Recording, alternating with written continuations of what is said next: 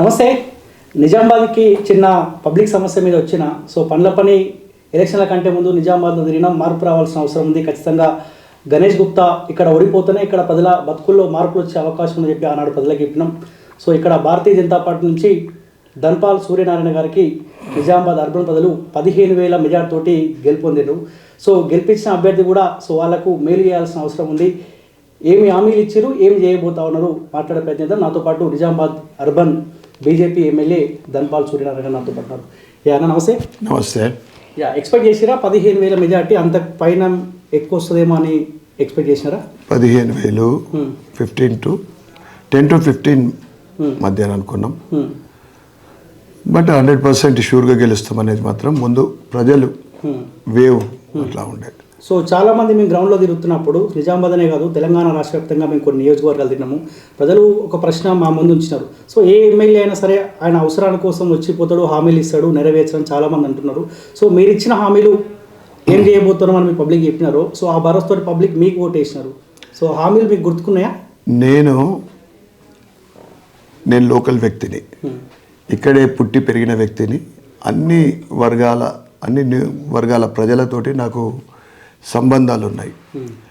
ప్రజల కష్టసుఖాలు తెలిసిన వ్యక్తిని. ఎందుకంటే ట్రస్ట్ ద్వారా 24 సంవత్సరాల నుండి అన్ని డివిజన్లలో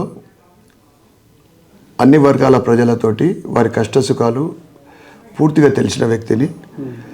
నేను సుమారు 35 రోజులు డివిజన్ల వారీగా పాదయాత్ర చేసి అక్కడున్న సమస్యలని గుర్తించి నాకు సాధ్యమయ్యే హామీలే నేను వారికి హామీలు ఇవ్వడం జరిగింది. ముఖ్యంగా అర్బన్ నియోజకవర్గ పరిస్థితి ఎట్లుండే అంటే, ఒక మాటలో చెప్పాలంటే మొత్తం కూడా ఈ నియోజకవర్గం సమస్యల నిలయమే. 1000 కోట్లు, 1,500 కోట్లు, 1,400 కోట్లు అని వాళ్ళు ఒక్కొక్కరు ఒక్కొక్క మాట చెప్తూ ఉంటారు. ఒక మంత్రి వస్తే ఒక ఫిగర్ చెప్తాడు, ఇంకొక మంత్రి ఇంకొక ఫిగర్ చెప్తాడు. అన్నీ సుమారు 1,500 కోట్లు ఖర్చు చేసిన తర్వాత కూడా ఎక్కడి సమస్యలు అక్కడే ఉండిపోయినాయి. ఇక్కడ కేవలము మెయిన్ రోడ్డు, డివైడర్లు, తర్వాత దానికి ఆనుకొనున్న సబ్ రోడ్ తప్ప డివిజన్ల అభివృద్ధి ఎక్కడైతే జరుగుతుందో కనీస మౌలిక సదుపాయాలు లేని ఇక్కడ నియోజకవర్గంలో ముఖ్యంగా పేదలకు మధ్యతరగతి వాళ్ళకు కావాల్సింది ఆవాస్. వాళ్ళు ఏదో 4 అంతస్తుల 5 అంతస్తుల బిల్డింగో లేకుంటే దుబాయ్లో ఉన్న బిల్డింగ్ లెక్క కావాలని కోరుకోరు. వారికి ఆవాస్ యోజన కింద ఒక ఇల్లు సింగిల్ రూమ్ అయినా పర్వాలేదని కోరుకుంటే, ఇక్కడ ఈ బీఆర్ఎస్ ప్రభుత్వము బిగాల గణేష్ గుప్తా గారు ఏమంటే 9 ఏళ్ల కింద డబుల్ బెడ్రూమ్ కట్టిస్తామని హామీ చేసి ఒక్కటంటే ఒక్కటి ఇయ్యలేని పరిస్థితి ఇక్కడ. ఎక్కడ అభివృద్ధి చెప్పండి? ఇక మౌలిక సదుపాయాలు అతి ముఖ్యమైనది పేదలకు మధ్యతరగతి వాళ్ళకు విద్యా వైద్యం. దాంట్లో ఘోరాతి ఘోరం మన బస్తీ మన బడి ఇంకా ఏదేదో స్కీములు పెట్టి మొత్తము డబ్బు వసూలు చేసి అది కమిషన్లే పోయినాయి తప్ప అభివృద్ధి మాత్రం ఎక్కడ లేదు. ఇక ఏ డివిజన్కి వెళ్ళినా కానీ 90% డివిజన్లలో రోడ్ల సమస్య, డ్రైనేజీ సమస్య, లైటింగ్ వ్యవస్థ సరిగా లేకపోవడం అక్కడ. దాంతోపాటు కొన్ని అక్కడ డ్రింకింగ్ వాటర్ సమస్య.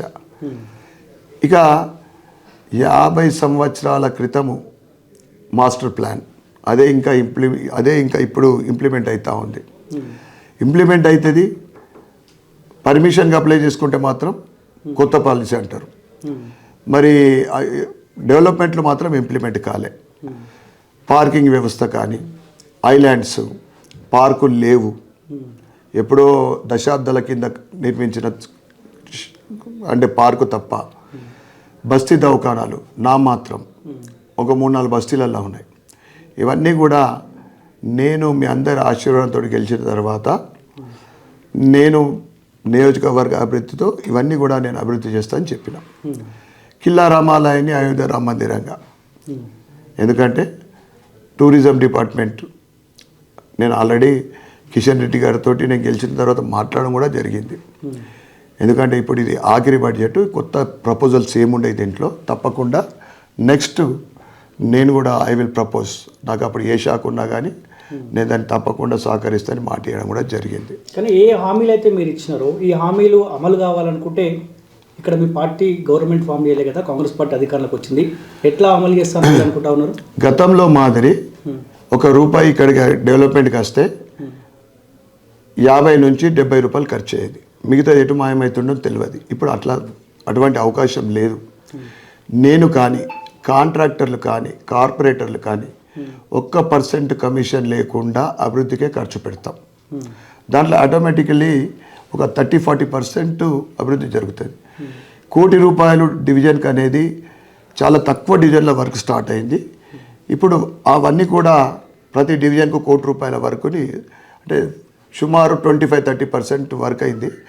75% వర్క్ని కంప్లీట్ చేయించేదానికి నేను ఖచ్చితంగా ప్రయత్నం చేస్తాను. దాంతోపాటు ఏదైతే కాంగ్రెస్ ప్రభుత్వమో హామీలు ఇచ్చిందో నేను అనుకుంటాను వాళ్ళు తప్పకుండా అవి అమలు చేస్తారని మేము భావిస్తూ ఉన్నాం. వాళ్ళు సమయం అడిగినారు. వాళ్ళు ఏదైతే మహాలక్ష్మి స్కీమ్లో 3 అంశాలు ఉండే, ఆ 3 అంశాలు ఏంటంటే మహిళలకు ఫ్రీ బస్సు, ఓకే. రెండో అంశము ₹500 సిలిండరు, తర్వాత మహిళలకు ₹2,500 పెన్షన్ ఇస్తా అని చెప్పారు. అవి రెండు కూడా అమలు ఇంకా చేయలేదు. వాళ్ళు ₹100 కొత్త గవర్నమెంట్ కదా, ప్రభుత్వం మారింది, 100 రోజులు అడిగినారు. వాళ్ళు ఇచ్చిన 6 హామీలతో పాటు వారి మేనిఫెస్టోలో పొందుపరిచిన అన్నీ కూడా అమలు చేసే విధంగా అమలు చేస్తారని మేము భావిస్తున్నాం. లేకుంటే ప్రజల తరఫున మేము వాళ్ళ గొంతుకై తప్పకుండా పార్టీ తరఫున మేము పోరాడి నియోజకవర్గానికి నిధులు తీసుకొచ్చే ప్రయత్నం తప్పకుండా చేస్తాం. దాంతోపాటు కేంద్రంలో భారతీయ జనతా పార్టీ ప్రభుత్వం, తీసరీ బార్ భారతీయ జనతా పార్టీ 100కి 100% రావడం జరుగుతుంది. కేంద్రంలో అనేక స్కీమ్లు, ఇప్పుడు ఏ స్కీమ్ వచ్చినా కానీ ఒక ఉజ్వల యోజన, రైతులకు ఫర్టిలైజర్, ఇవి డైరెక్ట్ వచ్చినే ప్రజలకు చేరుతూ ఉన్నాయి. ఫ్రీ రేషన్, ఫ్రీ వ్యాక్సిన్, ఇవి తప్ప రాష్ట్ర ప్రభుత్వం తరఫు నుండి వచ్చేటి అన్నీ కూడా వాళ్ళు పేరు మార్చి ఫండ్స్ డైవర్ట్ చేస్తున్నారు ఇప్పటి వరకు. ఇప్పుడు ఎందుకంటే భారతీయ జనతా పార్టీ తెలంగాణలో పటిష్టంగా గత 5 సంవత్సరాల క్రితం 6% ఉన్న ఓటింగ్ శాతం ఇప్పుడు 16%కు చేరింది. 50 పైన నియోజకవర్గాలలో డిపాజిట్ దక్కింది. అంటే ఎందుకు డిపాజిట్ దక్కింది చెప్పుకుంటున్నా ఉంటే ఈ పర్సెంటేజ్ తోటి సంతృప్తిగా ఉందా మీకు? 100%. అంటే ఒకానొక దశలో ప్రజలు మీకు అధికారంలో ఇద్దామని సిద్ధంగా ఉండే, ముఖ్యమంత్రి హోదాలో భారతీయ జనతా పార్టీ మిమ్మల్ని ఉసిపెడతాం కూర్చోర్రి అంటే మాకు వద్దు అని వెనక్కి వచ్చినట్టే లేదా మీ పరిస్థితి? ఆలోచించుకురా ఎందుకు? ఇవన్నీ విశ్లేషించే నేను చెప్తా ఉన్నాను.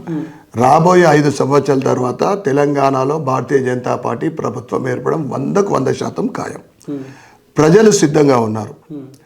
కొన్ని దగ్గర మేము ఇంకా పూర్తిగా దాన్ని క్యాచ్ చేసుకోలేకపోయినా అవంతా బహిరంగ రహస్యం ఏం కాదు, అది అంత తెలుసు మనకు. ఇప్పుడే కేంద్ర నాయకత్వము పూర్తిగా మొన్న నిజామాబాద్ ఇక్కడ కూడా బన్సల్ గారు జాతీయ ప్రధాన కార్యదర్శి వచ్చి పూర్తిగా విశ్లేషణ తీసుకున్నాడు. ఎక్కడ లోపాలు ఉన్నాయి, రాబోయే పార్లమెంట్ ఎలక్షన్ కానీ ఆ తర్వాత కార్పొరేషన్ స్థానిక ఎన్నికల పైన దృష్టి పెట్టి ఆ లోపాలని సరిదిద్దే ప్రయత్నం ఆల్రెడీ పార్టీ స్టార్ట్ చేసింది. ఎందుకంటే భారతీయ జనతా పార్టీకి ఒక సిస్టమ్ ఉంది, ఒక సిస్టమ్ ఏ పార్టీలో లేదది. పైనుంచి ఒక బూత్ స్థాయి వరకు కొన్ని లోపాలు జరిగిన వాస్తవం భవిష్యత్తులో త్వరలోనే అవన్నీ కూడా మేము సరిదిద్దుకుంటాం. మెజార్టీ మీ ఓడిపోయిన వాళ్ళు భారతీయ జనతా పార్టీ అభ్యర్థులు చెప్తున్నారు వచ్చిన మార్పులే మాకు ఇబ్బంది పెట్టినాయి అని అంటారు. నిజంగా మీరు దానికి ఏంటి మార్పులు? బండి సంజయ్ కుమార్ ఇప్పుడు తప్పించారు. సో ఆ తప్పించిన చూడండి, బండి సంజయ్ గారిని ఈ స్థితికి తీసుకొచ్చింది భారతీయ జనతా పార్టీ, ఒక కార్యకర్త, మామూలు కార్యకర్తగా. ఈరోజు మనం చూసినాం, రాజస్థాన్ సీఎం మనం ఎక్స్పెక్ట్ చేసినామా? మధ్యప్రదేశ్ సీఎంని మారుస్తారని అనుకున్నామా? 4 సార్లు విజయవంతంగా ముఖ్యమంత్రి పదవి చేపట్టి విజయవంతంగా గతం కన్నా కూడా మంచి మెజార్టీతోటి తీసుకొచ్చిన చౌహాన్ గారిని మారుస్తామని ఎవరు ఎక్స్పెక్ట్ చేయలేదు. నరేంద్ర మోడీ గారి ఆధ్వర్యంలో అన్నీ సాధ్యమే. ఒక ఛాయ్ వాలా దేశ ప్రధాని అయ్యే అవకాశం ఉంది. ఏదైనా మార్పు, ఏదైనా సాధించే సత్తా, ఒక నిజాయితీతోటి సాధించే పార్టీ ఏదంటే భారతీయ జనతా పార్టీ. ఖచ్చితంగా కేవలం బండి సంజయ్ గారిని మార్పు కోసమో లేకుంటే కర్ణాటక ఎలక్షన్ ఎఫెక్టో ఇవన్నీ కూడా ప్రతిపక్షాలు చేస్తున్న ఆరోపణలు. వాళ్ళకి ఆరోపించడానికి అంశాలు కావాలి కదా, అంతే తప్ప బండి సంజయ్ గారు ఎప్పుడు ఉంటారు, ఇవన్నీ కాంగ్రెస్ చేసిన ఆరోపణలు ప్రజలు నమ్మిరు. మేము కూడా చూస్తాం వాళ్ళ పరిపాలన ఎట్లుంటుందో. 100% అదైతే సాధ్యమయ్యే వాళ్ళకి మేనిఫెస్టోలో కానీ 6 అంశాలు కానీ సాధ్యం అయ్యే అవకాశాలు లేవు. ఎందుకంటే బీఆర్ఎస్ ప్రభుత్వం మొత్తం ఖజానా ఖాళీ చేసిపోయింది. తెలంగాణ ఖజానా దివాలా తీసింది. కానీ మేము అవన్నీ కూడా వాళ్ళు ఇచ్చిన హామీలు అమలు పరచాలని మేము కోరుకుంటా ఉన్నాం. ప్రజలకు మీరు అన్ని అంశాలు కూడా తీసుకెళ్ళాలి, అన్ని అభివృద్ధి పనులు మీరు ఇచ్చిన అన్నీ కూడా చేస్తారని మేము ఆశిస్తూ ఉన్నాం. చిన్న అంశాలు ఇవన్నీ కూడా, బండి సంజయ్ గారిని మార్పు, ఇవన్నీ కూడా ఇప్పటికే మొదలైంది. ఆపరేషన్ షురు అయింది. ఎక్కడ మనకు గ్యాప్ వచ్చింది, ఎందుకు అయింది, ఇవన్నీ తప్పకుండా భారతీయ జనతా పార్టీ కేంద్రంలో 2023లో రాష్ట్రంలో ప్రజలు కోరుకుంటా ఉన్నారు. ఈ అవినీతితోటి, ఈ కుటుంబ పరిపాలన మళ్ళా కాంగ్రెస్ వచ్చేస్తే దానికి కూడా సరైన గుణపాఠం ప్రజలు చెప్తారు. సో నిజామాబాద్ అర్బన్ ప్రజలకు మీరు ఒక మాట చెప్పారు, గణేష్ గుప్తాకు మీరు అవకాశం ఇస్తే ఆయన కబ్జాలకు పాల్పడ్డారు అని చెప్పారు. నాతోటి మీరు ప్రచారం ఉన్నప్పుడు అదే మాట చెప్పారు, గణేష్ గుప్తా ఒక కబ్జా కూర అని చెప్పారు. ఇప్పుడు మీకు అవకాశం ఇచ్చారు కాబట్టి ఏ కబ్జాలకైతే గణేష్ గుప్తా పాల్పడ్డాడు, సో ఆ సంపద మళ్ళీ నిజామాబాద్ అర్బన్కి దక్కే అవకాశం ఉంటుందా? ఆ పనులు ఏమైనా చేస్తారా? అది లీగల్గా చేసే పనులండి, దాన్ని గుర్తిస్తాం ఏ విధంగానే. ఎందుకంటే గణేష్ గుప్తా పాల్గొంటాడు కదా, ఆల్రెడీ ఎన్నో కబ్జాలు చేసిండు ఆయన. షాడో వాళ్ళ తమ్ముడు, ఇవన్నీ కూడా కబ్జాలు. సమయం స్టెప్ బై స్టెప్. ముందు మేము ప్రధానంగా అభివృద్ధి పైన దృష్టి పెట్టినాం. డిపార్ట్మెంట్ వైజ్గా ఏ పనులు మాకు పెండింగ్ ఉన్నాయి, లాంగ్ అవుట్స్ అండి. ఇప్పుడు ఎగ్జాంపుల్ మైనార్టీ ఏరియాలో బాబన్పాడు ప్రాజెక్ట్ ఒకటి ఉంది, 3 సంవత్సరాలు ఆగిపోయింది. 1000 డబుల్ బెడ్రూమ్ ఇల్లు కట్టి ఇలా 3-4 సంవత్సరాలు అయింది, శిథిలావస్థకు చేరుతూ ఉన్నాయి. ఎందుకు ఇవన్నీ? మరి కమిషన్లు రాలేదనా, మరి కాంట్రాక్టర్కు డబ్బులు వస్తలేవనా, ఎక్కడ చూస్తే అక్కడ సమస్యలు వయసు. సో చాలా అండర్ గ్రౌండ్ డ్రైనేజ్ విషయం ఎందుకు ఆగిపోయింది? వీటన్నిటిపైన ముందైతే ప్రజలకు ఉపయోగపడే అభివృద్ధి కోసం మేము దాని మీద దృష్టి పెడతాం. కబ్జాలు అవన్నీ కూడా ఒకటొకటి ఎట్లన్నా కానీ, ఇప్పుడు ఎగ్జాంపుల్ మనం చూస్తాం, జీవన్ రెడ్డి మాజీ ఎమ్మెల్యే జీవన్ రెడ్డి మాల్, ఇంకొక దిక్కు షకీల్ బోధన్ నియోజకవర్గంలో ఆయన రైస్ మిల్లో 70 కోట్లది. అది న్యాయస్థానము, విజిలెన్సు, ఆ డిపార్ట్మెంట్లు అవి చూసుకుంటూ ఉంటాయి. ఎందుకంటే ఎప్పుడైనా కానీ అవినీతి సొమ్ము కక్కాల్సిందే. ఇక కబ్జాల విషయం కాదు, నేను 1% కమిషన్కే నేను ఎంకరేజ్ చేయను. నా పూర్తి దృష్టి ప్రజలు నాకు ఇచ్చిన అవకాశాన్ని వారికి సేవ చేసి రుణం తీర్చుకుంటాను నా నియోజకవర్గాలు పక్క. ఓకే. సో ప్రచారంలో మిమ్మల్ని అబ్జర్వ్ చేసిన ఓపిక, సహనం అవన్నీ కనిపించాయి. సో గెలిచిన తర్వాత కూడా అంతే ఓపిక కనిపిస్తుంది. చాలామంది ప్రజలతో మాట్లాడుతూ ఉంటే, సో సాధారణంగా ఎమ్మెల్యే గెలవక ముందు కొంత ఓపిక అవన్నీ కనిపిస్తాయి, గెలిచిన తర్వాత కూడా ఈ ఓపిక, ఈ సహనం మీకు కనిపిస్తుంది? న్యాచురల్గా నాకు, ఎందుకంటే నేను సంఘ్ పరివార్ నుంచి వచ్చిన వ్యక్తిని, విశ్వ హిందూ పరిషత్ తర్వాత నేను లోకల్ వ్యక్తిని, అందరి స్వభావాలు తెలిసిన వ్యక్తిని. దాంతోపాటు 24 సంవత్సరాల నుండి నా అమ్మ నాన్నల పేరు మీద ట్రస్ట్ సేవా కార్యక్రమాలు చేస్తూ ఉన్నా. నాకు సేవ చేయాలనే ఆలోచన ఒకటే ఉంది. కంఫర్టబుల్గా నేను దానికి స్కెచ్ చేసుకుంటున్నా, దాన్ని ప్లాన్ చేసుకుంటున్నా. నేను ఎక్కడ వెళ్ళా కానీ ప్రజలు మనసులో గుండెలో పెట్టుకొని నన్ను గెలిపించారు, ఆశీర్వదించారు. మొదటి రోజు నాకు టికెట్ అనౌన్స్ అయినప్పటి నుంచి ఎలక్షన్ జరిగిన రోజు కూడా ఎక్కడ నన్ను అప్సెట్ చేయలేదు మా ప్రజలు. వాళ్ళందరికీ కూడా నేను చేతులు దండం పెడతా. కానీ మీలాంటి సామాన్యులు 8 మంది ఆర్థికంగా బలంగా ఉన్నప్పటికీ కూడా 8 మంది సామాన్యులు లెక్క కనిపించే మీడియాలో ఎక్కువ శాతం కనిపించకపోవడం, లేకపోతే పెద్ద పెద్ద మాటలు చెప్పకపోవడం, సో ఇలాంటి వాళ్ళు గెలిచిర్రు. సో మీ పార్టీలో ఉన్న కీలక నేతలు, సో ఖచ్చితంగా అధికారంలోకి వస్తున్నామన్న చెప్పిన నాయకులు వాళ్ళే ఓడిపోయినారు కదా, ఈ తీర్పుని ఎట్లా చూస్తున్నారు? చూడండి, వాళ్ళందరూ కూడా వేరే వేరే కారణాలతో ఓడిపోయిండొచ్చు, అదైతే నాకు పూర్తిగా అవగాహన లేదు. ఒక్కటి మాత్రం నేను చెప్తా, అన్ని అంశాలలో అతి ముఖ్యమైన అంశం పోటీదారికి కావాల్సింది ప్రజలతోటి సన్నిహితం ఉండాలి. డబ్బు లేకుంటే ఇంకా బ్యాక్గ్రౌండ్ అని కాదు, ప్రజలతోటి రిలేషన్షిప్. ఈ రిజల్ట్స్ దానికి నిదర్శనం. ఒక విధంగా చెప్పాలంటే వెంకటరమణారెడ్డి గారు ఉన్నారు, ఎవరి మీద గెలిచిండు? ఆయన ఐకాన్. ఉన్న చీఫ్ మినిస్టర్ కాబోయే చీఫ్ మినిస్టర్ అంటే వాళ్ళకు కొన్ని అంశాలు, ఎందుకంటే అక్కడ ఈ బీఆర్ఎస్ ప్రభుత్వం ఫుల్ ఫోకస్ పెట్టింది వాళ్ళ మీద, 100 కోట్ల డబ్బు ఖర్చు పెట్టింది. ఈ నలుగురు మీరైతే అనుకుంటున్నారో వాళ్ళ మీద పూర్తిగా దృష్టి ఏ విధంగా ఎడగొట్టాలని.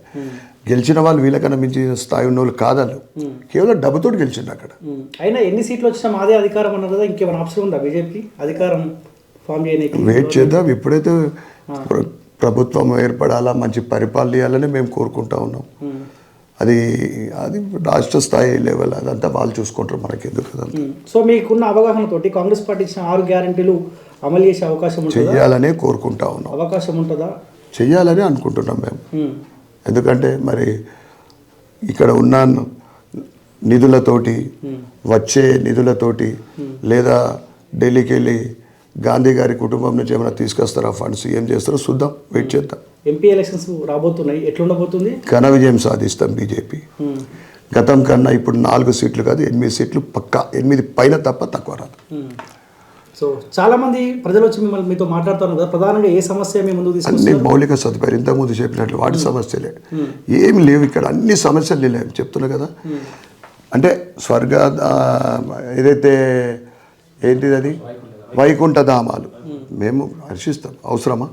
బతుకున్నోడికి గుడి ఒక చిన్న ఇల్లు బాబు నీడ కోసం అంటే ఏసీ వైకుంఠ ధామాలు, ఇవన్నీ పిచ్చి తుగ్లకు పరిపాలన కాకుండా ఏమంటారు? రైతు బంధు ఇష్టం వచ్చినోడికి ఇచ్చుకున్నాం, దళిత బంధు అన్నావు, ఏమైంది? కమిషన్లు ఇప్పుడు నెత్తి పట్టుకుంటున్నారు. ఇప్పుడు వాళ్ళు పాపం డబ్బు ఇచ్చిన వాళ్ళు ఉన్నది పోయి ఊసిపోయి, అన్నీ ఎక్కడ చూస్తే అక్కడ 1000 రూపాయలు కూడా కమిషన్ వదలలేదు వీళ్ళు. 1000 రూపాయలు పేదోడి దగ్గర, నువ్వు 10,000 ఒక బంద్ వచ్చిందంటే నీకు 1000 రూపాయలన్న కమిషన్. ఏంటి పరిపాలన? ఓకే. సో చివరిలో ఒక మాట చెప్పండి, రఘునందన్ రావుకి రాష్ట్ర పగ్గాలు ఒప్పే ఆలోచనలో పార్టీ ఉందంట, మీ దగ్గర ఉన్న ఇన్ఫర్మేషన్? అది కేంద్ర నాయకత్వం చూసుకుంటుంది. మాకు నేను ఎమ్మెల్యేగా మొదటిసారి గెలిచిన, పట్నాల్లో పోటీ చేసిన, నేను ప్రజలకు సేవ చేయాలా, ప్రజలకు దగ్గర కావాలనే కోరుకుంటా ఉన్నా. అదంతా కేంద్ర నాయకత్వం, రాష్ట్ర నాయకత్వం చూసుకునే అంశం అది. మీ ఒపీనియన్ తీసుకుంటుంది కదా, పార్టీ ఎమ్మెల్యేగా మీరు ఉన్నారు, సో అంతకుముందు కంటే వేరే పార్టీ నాయకుడుగా పరిమితమైనది కాబట్టి ఇప్పుడు ఎమ్మెల్యేగా ఉన్నారు, సో మీ 8 మంది ఒపీనియన్ కూడా పార్టీ తీసుకునే అవకాశం ఉంటుంది. మీ దాకేమన్నా పార్టీ వచ్చిందా? ఇంకా రాలేదండి, అది రాలేదు, ఇంకా చర్చ రాలేదు, అంశం ఇంకేమి స్టార్ట్ కాలేదు. మార్పు అయితే ఉంటుంది. రాష్ట్ర స్థాయి నుండి మండల స్థాయి వరకు మార్పులు అయితే ఉంటాయి. ఎక్కడైతే ఈ గ్యాప్లు వచ్చినాయో, ఎలక్షన్లో ఎవరు సరిగ్గా చేసింది లేదు, మార్పులు అయితే ఖచ్చితంగా ఉంటాయి. మొన్న అంతా విశ్లేషణ జరుగుతూ ఉంది, మొన్న కిషన్ రెడ్డి గారు కూడా చెప్పడం జరిగింది. ఎక్కడెక్కడ మనకు సరిగ్గా కార్యకర్తలు కానీ అక్కడ పని చేయలేదు స్థితియో, లేదా ఇంకేదో కారణాల వల్ల మనకు అక్కడ సరిగ్గా పని కాలేదు, అవన్నీ కూడా మార్పులు మాత్రం సహజంగా ఉంటాయి. So anyway thank you so much అన్న, కంగ్రాచులేషన్స్. సో ఏ నమ్మకంతో అయితే ప్రజలు మీకు గెలిపించారో అదే నమ్మకంతో వాళ్ళకి ఇచ్చిన హామీలు నెరవేర్చాలని కూడా మేము కూడా కోరుకుంటాం. Sure, thank you so much అన్న. సో ఇదే నిజామాబాద్ అర్బన్ ఎమ్మెల్యే ధన్పాల్ సూర్యనారాయణ తోటి స్పెషల్ ఇంటర్వ్యూ. చూస్తుండే college TV. Thank you so much.